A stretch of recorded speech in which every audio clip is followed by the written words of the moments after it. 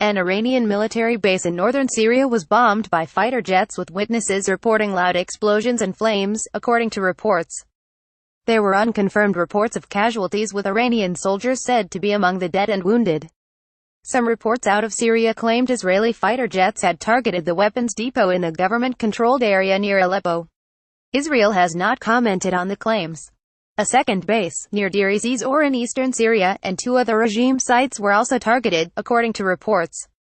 The reports emerged hours after US, UK and French forces fired more than 100 missiles at 3 sites connected to Syria's chemical weapons program.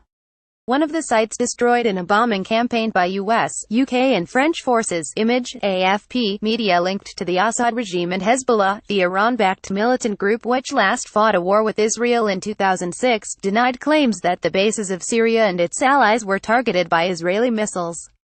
Reports claim 4 Syrian regime sites were targeted by warplanes. Observers were attempting to verify the reports and photos and video clips circulating on social media. Earlier Saturday, Israeli Prime Minister Benjamin Netanyahu praised U.S.-led airstrikes on Syrian targets and warned that Iran's presence further endangers Syria. He said Syrian President Bashar al-Assad must understand that his provision of a forward base for Iran and its proxies endangers Syria. Syrians in military attire wave Syrian and Russian flags in Aleppo as they condemn airstrikes by the US, UK and France. Image, AFP. Earlier this week, Syria and allies Iran and Russia blamed Israeli F-15 jets for bombing an airbase with 8 guided missiles launches from Lebanese territory on Monday. The strikes targeted the T-4 base, or Tiaz military airbase, in Homs in central Syria, with the Syrian Observatory for Human Rights saying at least 14 people were killed. Media in Iran said 7 Iranian military personnel were among the dead. Russia's defense ministry said Syrian defense units had destroyed 5 of the 8 missiles. Netanyahu and Russian President Vladimir Putin spoke by phone on Wednesday.